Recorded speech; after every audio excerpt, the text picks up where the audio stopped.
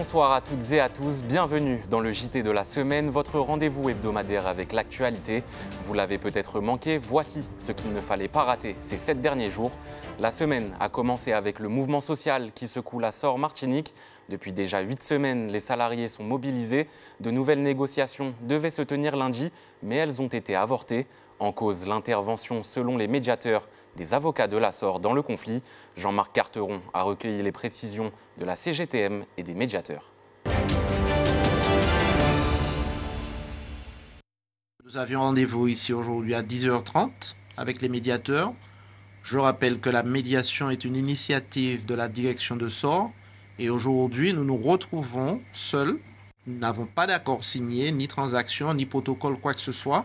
Donc, nous attendons tout simplement que les dirigeants de Sor se décident et se montent à la hauteur de leurs responsabilités. Ça concerne la prime, ça concerne des jours de grève, ça concerne un certain nombre d'autres dispositions. Pour reprendre le boulot, il faut bien signer quelque chose.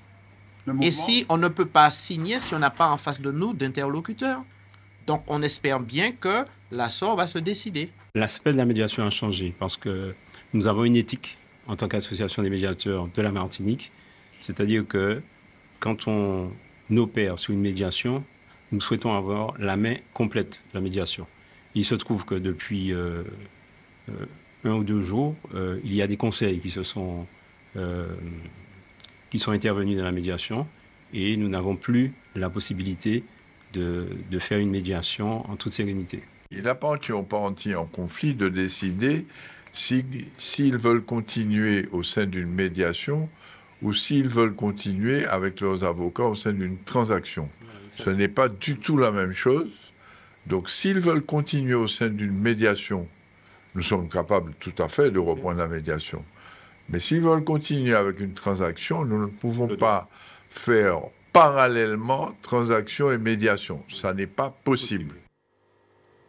Le directeur de la Sor Martinique était par ailleurs l'invité de notre JT lundi soir. Ce dernier a affirmé ne pas avoir tout simplement été invité aux négociations. Il a notamment répondu quant à une possible perte du contrat compte tenu de la durée du conflit et des perturbations sur le réseau. Regardez plutôt. Ça n'est pas l'hypothèse privilégiée par le groupe Sor, ça n'est pas notre souhait. Pour autant, si on n'arrive pas à sortir de ce conflit, on sera peut-être à un moment contraint d'aller discuter avec notre délégant si la situation ne s'arrange pas. Un accord a été trouvé avec les syndicats, c'était en début d'après-midi vendredi.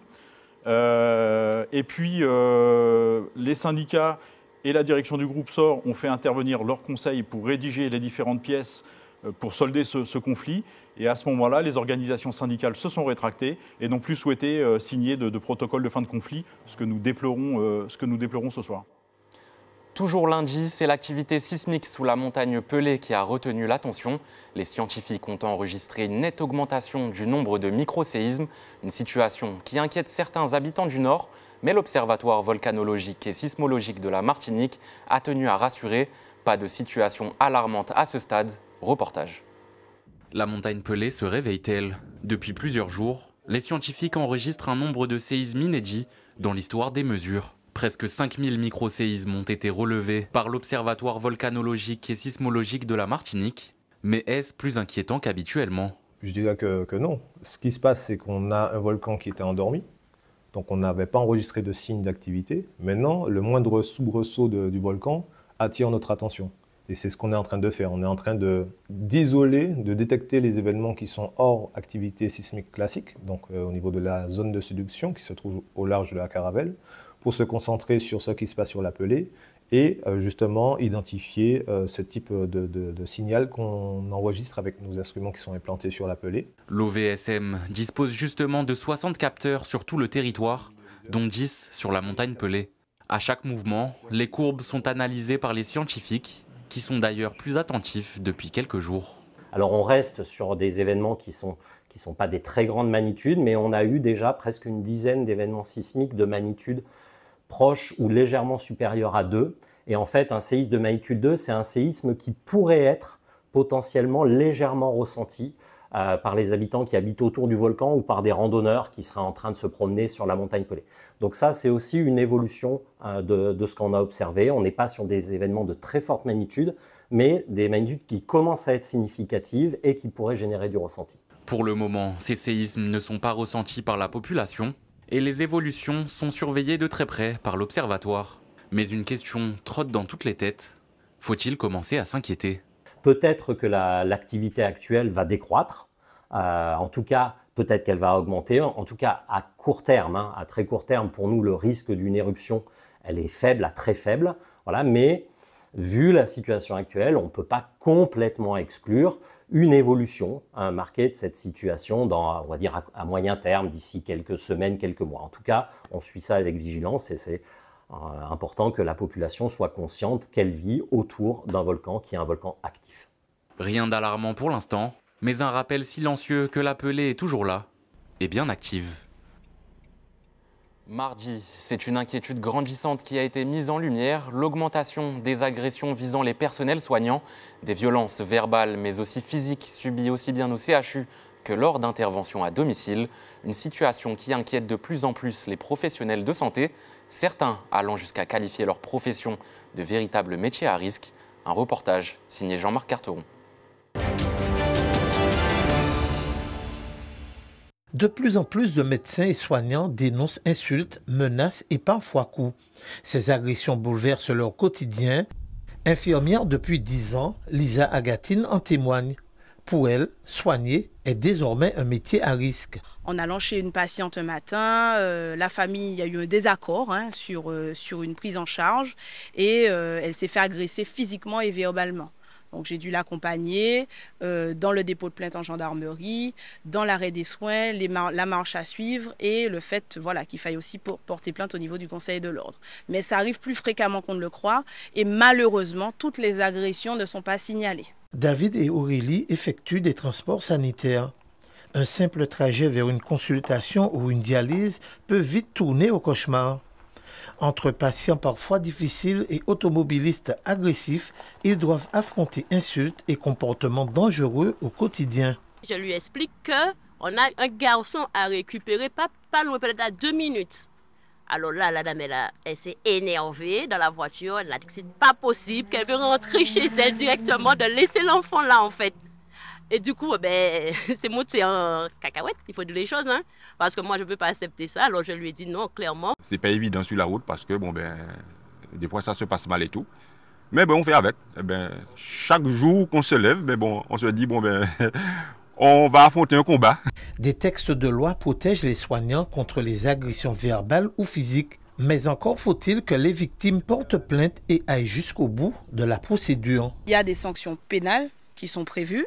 Notamment par un renforcement de la loi qui est sortie le 9 juillet 2025, où les personnes peuvent encourir jusqu'à 5 ans d'emprisonnement et 75 000 € d'amende, donc en peine maximum en fonction de l'agression. Donc l'agression caractérisée, agression verbale, agression physique. Donc l'insulte est une agression verbale. Les agressions répétées. Donc il y a plusieurs degrés et plusieurs grades. Soigner, un métier de vocation, mais aujourd'hui, trop souvent, un métier à risque. Au niveau national, selon l'Ordre des médecins, les violences contre les praticiens ont bondi de 26% en 2024. Un constat alarmant. Cap maintenant sur la journée de mercredi avec une actualité qui concerne directement les liaisons maritimes régionales.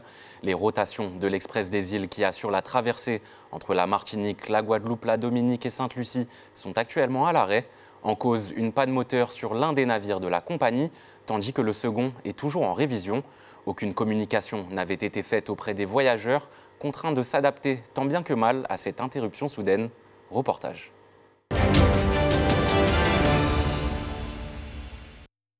Pas un bateau à quai, pas un passager à l'horizon. L'Express des îles traverse la plus grosse tempête de sa saison, sans même quitter la mer. Le bateau opérant les rotations entre notre territoire, la Guadeloupe, Sainte-Lucie et la Dominique est immobilisé. La cause, une panne moteur qui stoppe totalement l'activité du terminal et le deuxième navire de la compagnie est actuellement en révision.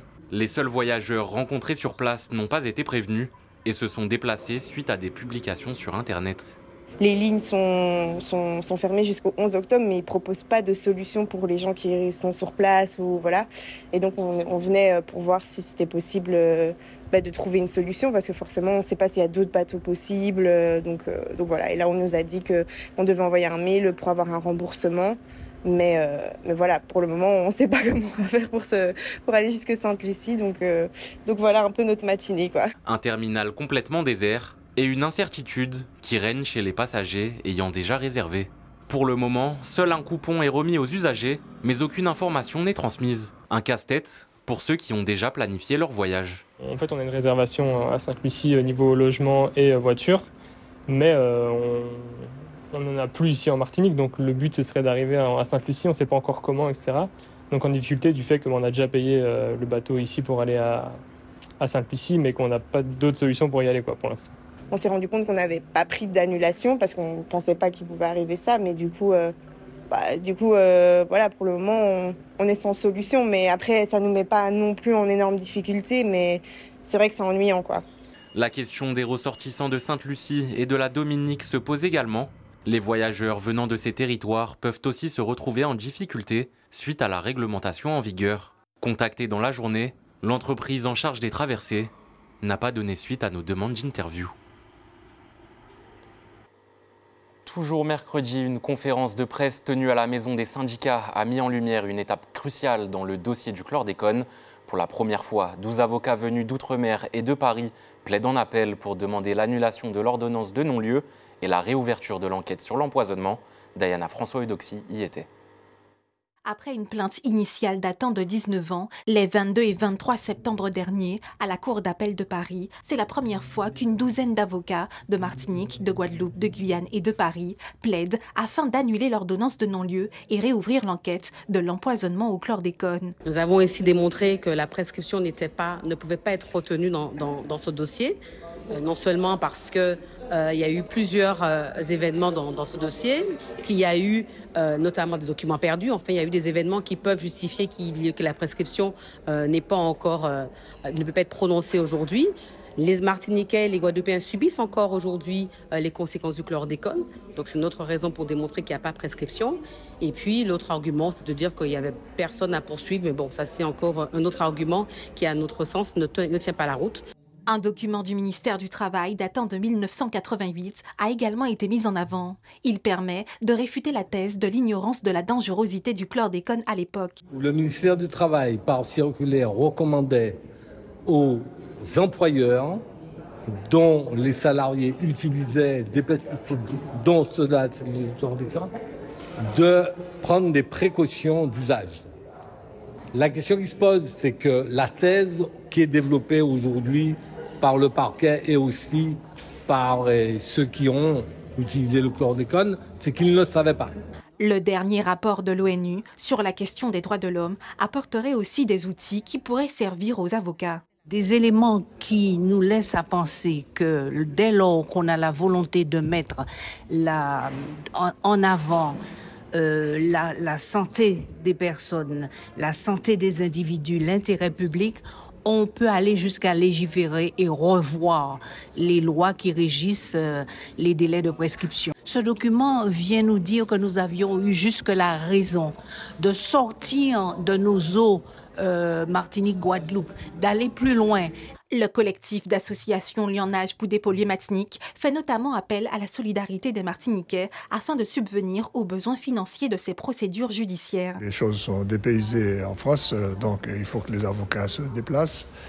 Et si on veut faire des actions sur place en France, il faut aussi se déplacer. Bon, maintenant, l'État, considérant qu'il n'est pas satisfait d'une décision de la Cour d'appel du tribunal administratif de Paris, eh bien, met l'affaire devant le Conseil d'État. Bon, le Conseil d'État, c'est d'autres frais, c'est d'autres avocats, donc il faut compter des dizaines de milliers d'euros. Un concert solidaire sera d'ailleurs organisé le 15 octobre prochain afin de récolter des fonds pour financer les frais judiciaires engagés dans le dossier de l'empoisonnement au chlordécone. Il y a des artistes, il est important de le dire, qui, engagés et sensibles à la cause, ont accepté, de but en blanc, de participer, de nous assurer des prestations en live, sur scène, et ce, gracieusement. Des artistes et des associations qui s'activent avant le délibéré de la demande d'annulation de l'ordonnance de non-lieu qui se tiendra en mars 2026. Jeudi, ce sont les transports du centre qui ont été de nouveau paralysés. 2 semaines seulement après la fin d'une grève qui avait déjà duré près d'1 mois, les chauffeurs de bus se sont mobilisés pour réclamer le paiement de leur salaire et le respect de l'accord conclu il y a 2 semaines. Les lignes de bus à l'arrêt ont une énième fois laissé de nombreux passagers sans solution. Diana François-Eudoxy.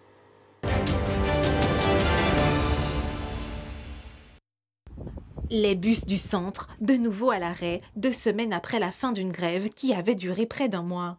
Pour les usagers, ces perturbations sur le réseau sont contraignantes, mais certains restent compréhensifs, à l'image de Nalia, une auxiliaire de vie qui se rend généralement chez ses patients en bus. Je peux être en retard parce que du coup, je le prends la plupart du temps à pied. Oui, c'est embêtant de ne pas avoir de bus. Après, je les comprends parce que c'est les êtres humains comme nous-mêmes.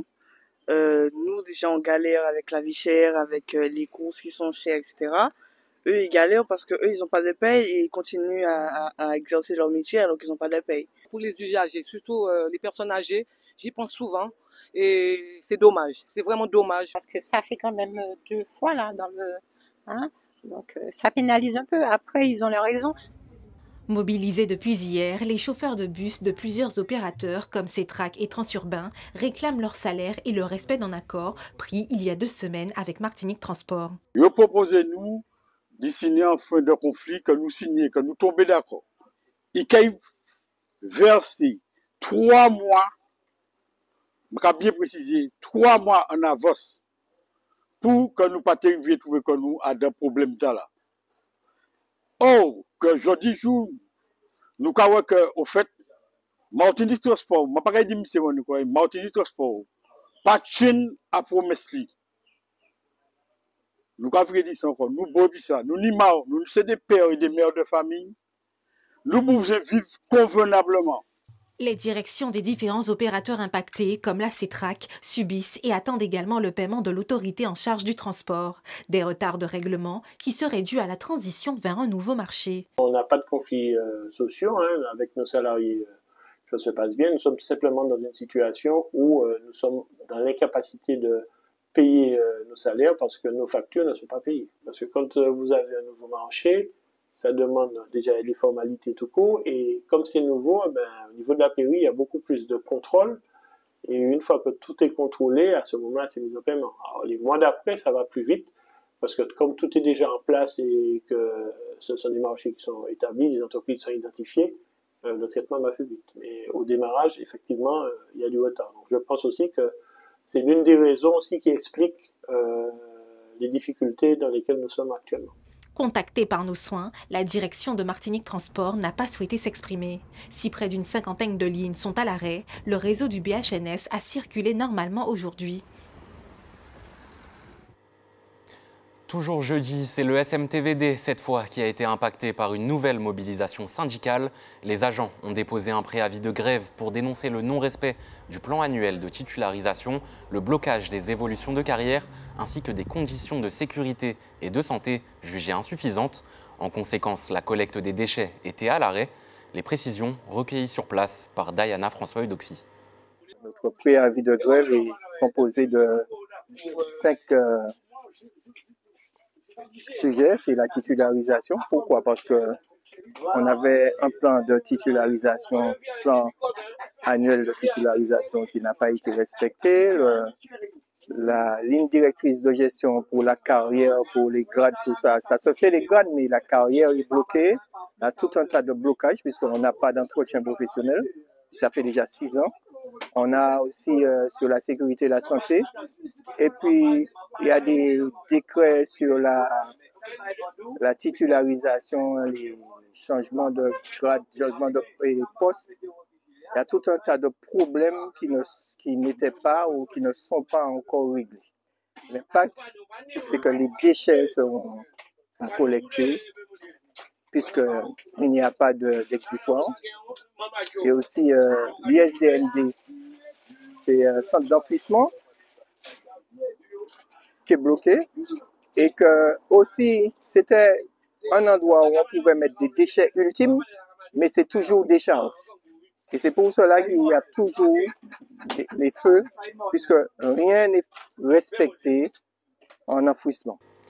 Dans l'actualité de ce vendredi, une nouvelle rencontre a eu lieu entre la direction de la SOR et les syndicats mobilisés. Après 8 semaines de conflit, les deux parties ne sont toujours pas parvenues à un accord cet après-midi. Voyez les précisions. L'employeur propose de payer les jours de grève en payant les jours de grève à des gens qui n'ont pas fait la grève. Ce qui va instaurer une discrimination entre les salariés, premièrement, et une prime à la non-grève qui est directement une atteinte au dialogue social. Puisque dans le dialogue social, on doit respecter les droits des salariés et notamment le droit de faire grève. Nous avons fait une proposition qui me semble particulièrement intéressante et honnête aux organisations syndicales.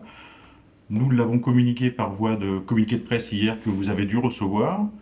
Ce communiqué prévoyait le versement d'une somme de 5 000 € bruts par salarié et pour tous les salariés, qui vient en complément des 3 000 € déjà versés dans le cadre de la prime de bienvenue, sur un total de 8 000 €. Et les organisations syndicales n'ont pas accepté ce principe de prime au motif qu'il serait versé à la fois aux non-grévistes et aux grévistes. Je ne comprends pas, puisque dans le cadre de ce conflit, l'une des revendications fortes des organisations syndicales était l'équité. La suite, nous allons engager des discussions probablement avec Monsieur le Préfet, Monsieur le Président de Cap-Nord, et je ne peux pas vous en dire plus pour le moment. En ce vendredi, retour sur la nuit du droit qui s'est tenue au tribunal judiciaire de Fort-de-France. Le public a pu découvrir les coulisses de la juridiction foyalaise et a pu participer à des procès fictifs. Une occasion unique de mieux comprendre le fonctionnement de la justice sur le territoire. Reportage.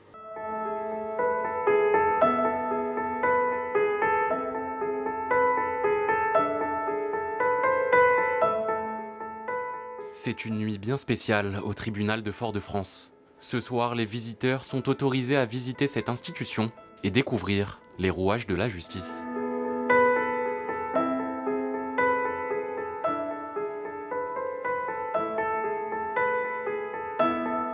Certains font leur première au sein de cette juridiction et d'autres travaillent dans le domaine du droit sans forcément fouler le sol du tribunal chaque jour. C'est particulièrement instructif et c'est vrai que ne pas y être aurait été pour nous médiateurs une erreur, je pense.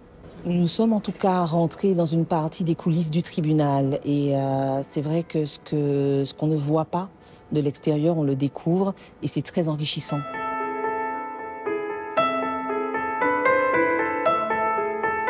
Cette 8e édition de la Nuit du droit rassemble passionnés, professionnels et amateurs.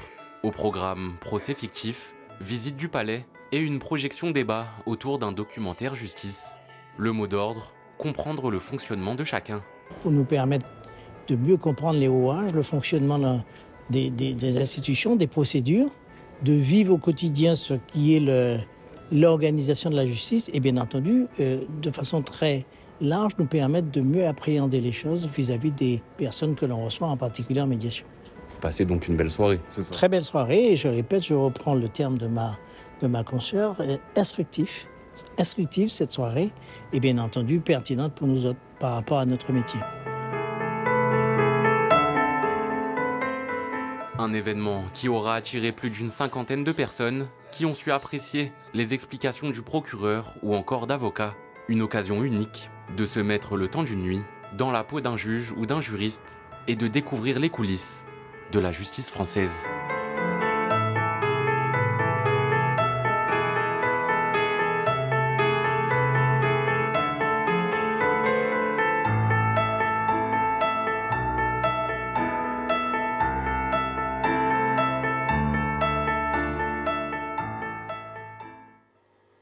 Merci de nous avoir suivis. Je vous retrouve vendredi prochain pour passer en revue l'actualité de la semaine ici sur ATV.